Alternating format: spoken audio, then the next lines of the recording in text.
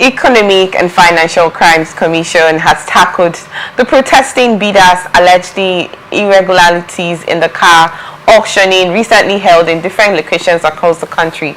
This development is coming on the heels of the conclusion of the exercise, which lasted between Monday, January 20 and Monday, January 27, 2025. Upon conclusion, bidders shared screenshots on various social media showing outrageous amounts as bids, leaving room for many of them to back out at some of the deals. The bidding ranged from 1 billion naira to 330 billion naira for mid-range and averagely sophisticated Lexus Jeeps and SUVs.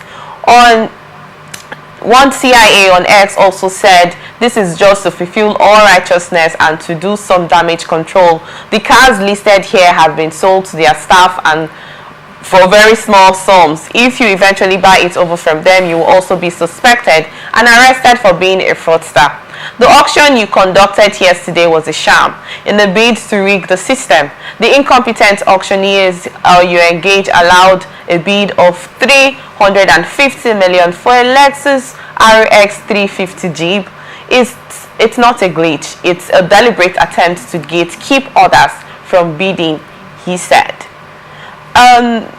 Barrister Ferdinand, considering that the Economic and Financial Crime Commission fights crimes and corruption in the country, why would you want to bid an SUV for 350 billion naira?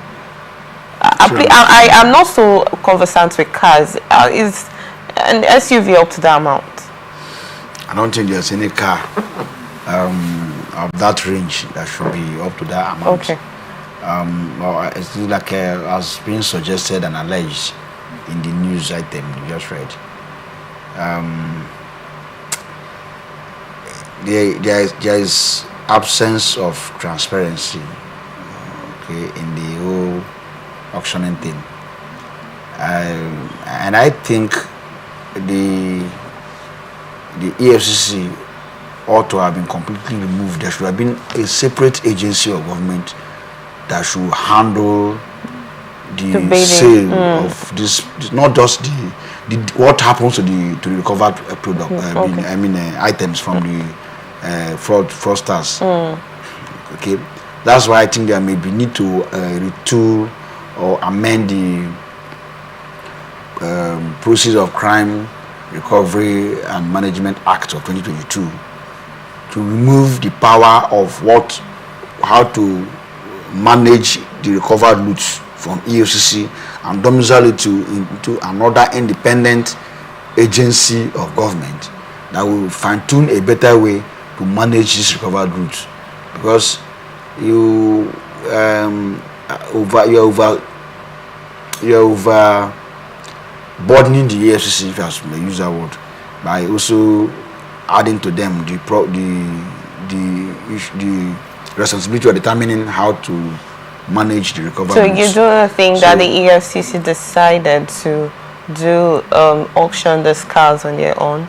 Do you think they were mandated to do that? The statement from the EFCC spokesperson says that it is not them that directly managed the sale, that they gave it to a government registered or recognized auction agency to sell.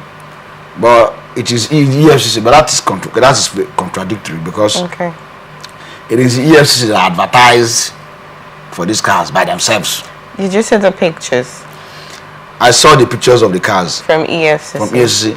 Now these cars are within the precincts or premises of the EFCC. Okay. The EFCC determines the date for the auction and the venue and all. So you are partly involved. You can't say you don't like to eat pork, but you are using your teeth to divide it for those who want to eat. So that's also eating the pork that you hate so much. I don't think you get my point. You say you are not involved, but you are doing managing almost everything. So if there is any lapses and the speculation that will come from those who have suffered those lapses, you will also be responsible and accountable to those speculations, because if it quacks like a dog, barks like a dog, it certainly might be a dog. So EFCC cannot extricate themselves from the allegation of them trying to use the back door to give these things back to their cronies and all of that. Okay.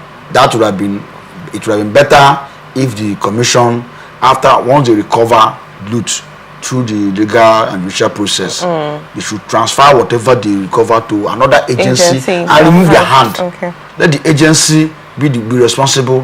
For after there are also other sister agencies, anti-graft agencies like the ICPC and some other that recover products. And I think too, the military people that also recover stolen crude and all of that too, they should also have an agency where because look at you recover things and you determine what happens to what you recovered. Either you destroy it.